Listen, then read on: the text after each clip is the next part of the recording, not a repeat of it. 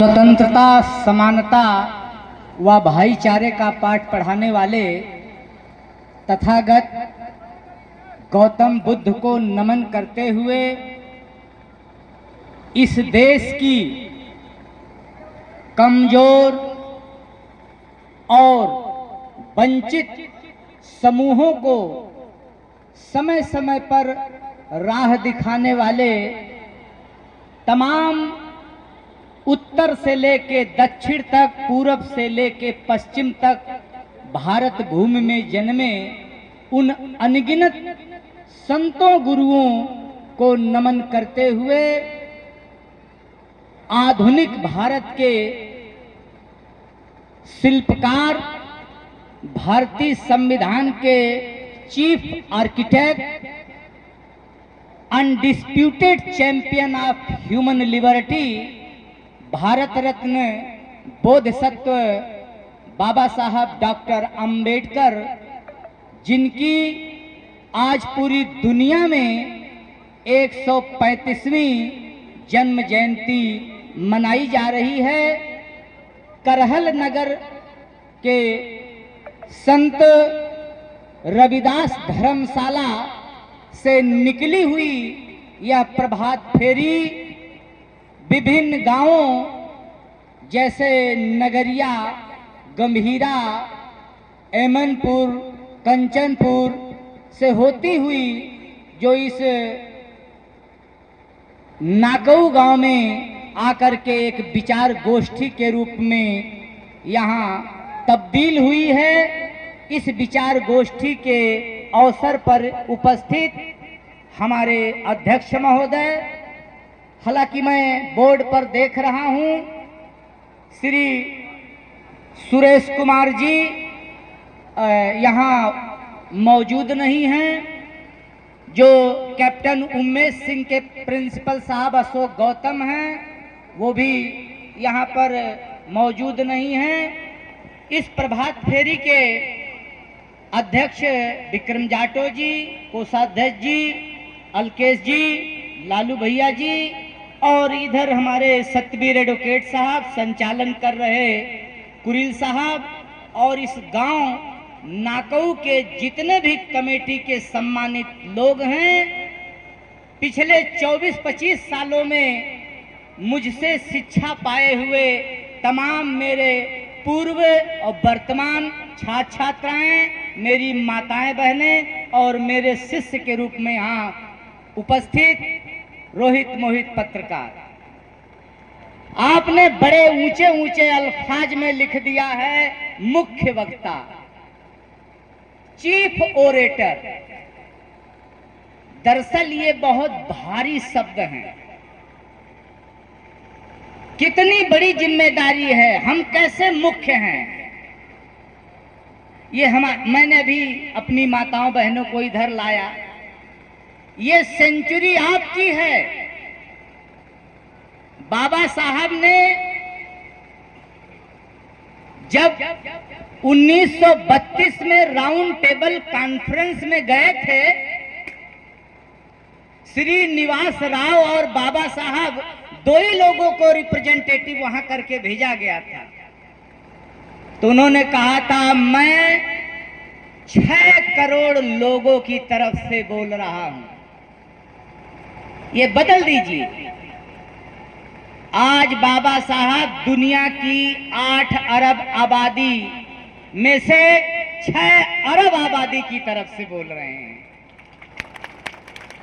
दुनिया में जहां कहीं अन्याय होगा, जहां कहीं इनजस्टिस होगी, जहां कहीं गैर बराबरी होगी,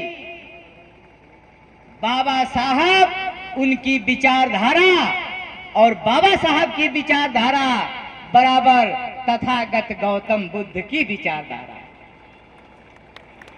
बाबा साहब ने एक बार कहा था कि कुछ लोग कहते हैं कि आपकी थ्योरी क्या है, तो उन्होंने कहा कि I believe in equality, liberty and fraternity. और उन्होंने कहा ये मत सोचिए कि मैं रशियन रेवोल्यूशन से इसको लिया हूं। कहा ये मेरे शब्द मेरे महान गुरु गौतम बुद्ध जो 2500 साल पहले गैर बराबरी पर आधारित संघ का निर्माण किए, जिसमें पटाचारा जैसी राजगिरी की वेश्या को भी, जो उस समय के सोसाइटी में टोटम या टैटू कहा जाता था, उसको भी अंगुली माल जैसे, जो सुमित जैसे लोगों को उन्होंने इक्वलिटी का दर्जा किया। बाबा साहब जब हाई स्कूल पास हुए थे 1907 में, कि वो दुनिया के इस देश के पहले व्यक्ति थे जिनको सम्मान किया गया था 1907 में। और क्या देके सम्मान किया था? अश्वघोष की लिखी हुई बुद्ध चरित्र की किताब देके सम्मान किया गया था। 1907 में बालक अंबेडकर को उस बुद्ध चरित्र से लेकर के 1956 तक बुद्धा एंड धम्मा में जो विचार है, जो वॉल्यूम नंबर 11 है, गवर्नमेंट ऑफ महाराष्ट्र के द्वारा पब्लिश, उसमें पूरा रिफ्लेक्ट होता है। महिलाओं के बारे में बाबा साहब ने क्या कहा? उन्होंने कहा, I measure the progress of the society to which degree the progress of the women of that society have achieved. किसी समाज की तरक्की मैं उसी लेवल पर मानता हूं जिस लेवल पर उस समाज की महिलाओं ने तरक्की किया है। आज वुमेन एम्पावरमेंट की बात हो रही है, पार्लियामेंट में वुमेन रिजर्वेशन की बात हो रही है, लेकिन क्या ये नवंबर 1949 से पहले किसी ने सपना भी सोचा था? किसकी ताकत पर यहां आप बैठी हैं? ये भारत के संविधान की देन है। अमेरिका तो 1776 में आजाद हुआ, लेकिन आपको मालूम है महिलाओं को अधिकार पाने में 100 साल लग गए थे। वो आजादी अधूरी थी, लेकिन ये बाबा साहब की देन है कि हम 26 नवंबर 1949 को आत्मार्पित करते हैं। उसी दिन न सिर्फ पुरुष को बल्कि महिलाओं को भी सेम कैडर पर अधिकार मिल गया। दोस्तों, बाबा साहब ने एक जगह लिखा है, to leave the equality between sex and sex, between class and class untouched and going on passing legislation on the basis of economy is to build up a castle on the heap of cow dung. Sex और sex, महिला और पुरुष का भेद, class और class, ऊंच नीच का भेद, उसको दरकिनार करके आर्थिक आधार पे कानून बनाना, गोबर पर महल बनाना है। आर्थिक आधार पर कोई कानून नहीं बन सकता है। आर्थिक आधार से क्या इक्वल है? क्या आपके पास 100 रुपया और जो सोशल प्रिविलेज पाया है उसकी जेब में 100 रुपया, दोनों का वैल्यू बराबर है? क्या आपको भीख मांगने का उतना ही प्रिविलेज है? जी नहीं। तो बाबा साहब अपनी पूरी जिंदगी इसी संघर्ष को करते रहे और उन्होंने एक निष्कर्ष निकाला कि बी एजुकेटेड। उन्होंने ये नहीं कहा कि जाई विधि राखे राम ताई विधि रहिए, ये रॉन्ग है, ये गलत है। कौन है राम जो जिस विधि से हमको रखना चाहता है? हम बाबा साहब के संविधान के अनुसार 3 चीजों का है समानता। यानी हम ये नहीं कहते हैं कि हम आप ऊंचे हो जाएं, आप नीचे हो जाओ। आप देख रहे हैं सीरिया में बमबारी हो रही है, अफगानिस्तान में बमबारी हो रही है, ईरान में मिसाइलें चल रही है। आखिर में क्या ऐसी चीज है कि नाकऊ में यहाँ यादव जी बैठे हैं, लोधी जी बैठे हैं, पंडित जी बैठे हैं, जाटो जी बैठे हैं और यहाँ मंच शेयर हो रहा है, आप आईपीएल देख रहे हैं, धारावाहिक दे रहे हैं। उसकी एक ही वजह है, भारत का संविधान। यहाँ कानून से ऊपर कोई नहीं है। कानून से ऊपर ना पंडित जी हैं, न कानून से ऊपर जाटो है, न कानून से ऊपर यादव है, न कानून से ऊपर लोधी है। सब कानून से बंधे हैं, सबको मिल करके चलना है। यही हमारी डाइवर्सिटी है, यही हमारी एकता है, यही हमारा पावर है। हमें नहीं मालूम है मणिपुर में कौन सी भाषा बोली जाती है, हमें नहीं मालूम है बिहू कहाँ का है, हमें नहीं मालूम है पोंगल कहाँ का है, लेकिन एक नेशन, एक फ्लैग, एक सेंट्रल गवर्नमेंट, एक लॉ। तो आज संविधान की देन है, इसी संविधान आज हमारा ढाल है, डिफेंस है। इसकी रक्षा हर हाल में करनी चाहिए और उसको क्या करना पड़ेगा, आपको पढ़ना पड़ेगा। जब लॉ मेकर जाएंगे तो आप चुनिए, समझिए। डेमोक्रेसी के रूप में डेमोक्रेसी को बिगाड़ के नहीं हो सकता है। वो दौर गया। मैं खास तौर से अपनी माताओं को कहना चाहूंगा, आपके दिमाग में ये भरा है, आप अपनी बेटियों को बताने लगते हैं। मैं आपको रेफरेंस दे रहा हूं, बाबा साहब कोलंबिया में पढ़ रहे थे, वहां से अपने मित्र भटनागर को चिट्ठी लिखा, शिवतारकर को। उन्होंने कहा कि देखो अमेरिका में बदला हुआ है, कोलंबिया में माहौल बदला हुआ है, भारत में भी बदलाव की जरूरत है। धन्य है कि वो लंदन स्कूल ऑफ इकोनॉमिक्स में पढ़ के आए, धन्य है वो कोलंबिया में पढ़ के आए, धन्य है वो बोर्ड यूनिवर्सिटी में पढ़ के आए, धन्य है वो ग्रेनिज में पढ़ा गया है। क्योंकि हमारी जो एकता का ढांचा था, नालंदा, विक्रमशिला, उसको सैकड़ों साल पहले आतताइयों ने मिटा दिया था। तो चिट्ठी में क्या लिखा था बाबा साहब ने?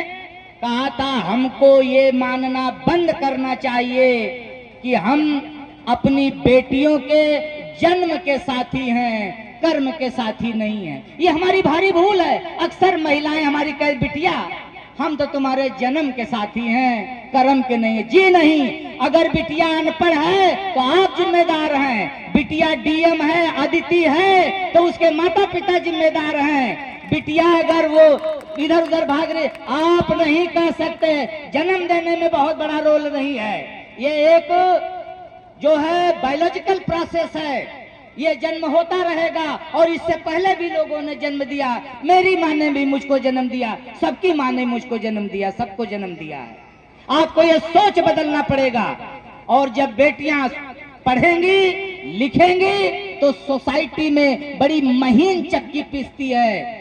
आप सोचिए, कहाँ यूनिवर्सिटी, कहाँ कॉलेज, कितना लिटरेसी थी, आज बढ़ा है, उसको स्वीकार किया जाए। आज बेटियां पढ़ रही हैं, उनसे डबल जो है चीजें आती है। प्राइमरी एजुकेशन होता है, संबंधित होता है। तो बाबा साहब ने छात्रों को क्या कहा, जितने हमारे छात्र हैं, उन्होंने कहा आपके अंदर इतनी काबिलियत होनी चाहिए कि मौका मिलने पर आप किसी से कमतर फील ना करें। You must not feel inferior to none, यही अंग्रेजी में लिखा है। आप अपनी कैलिबर को डेवलप करिए, कॉन्फिडेंस डेवलप करिए, इंफीरियरिटी कॉम्प्लेक्स को छोड़िए।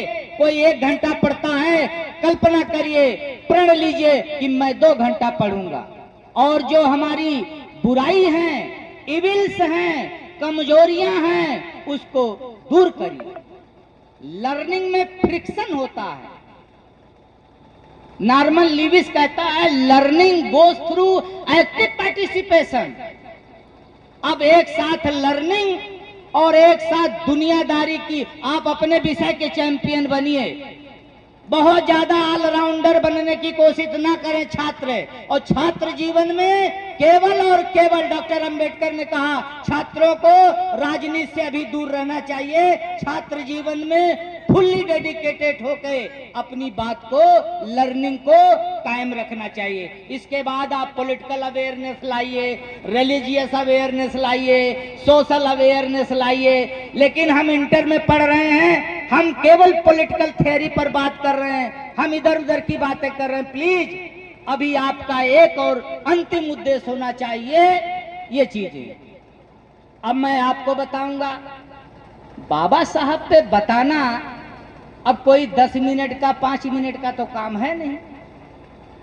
Doctor D.R. जाटव, जिनका इमली वाला फाटक जयपुर से किताब छपी है, D.R. जाटव का मतलब दयाराम जाटव, उन्होंने डॉक्टर अंबेडकर के धार्मिक विचार, डॉक्टर अंबेडकर के सामाजिक विचार, डॉक्टर अंबेडकर के आर्थिक विचार, डॉक्टर अंबेडकर का स्वतंत्रता आंदोलन में भूमिका, ऐसी दर्जनों किताबें उन्होंने लिखा है हिंदी माध्यम से।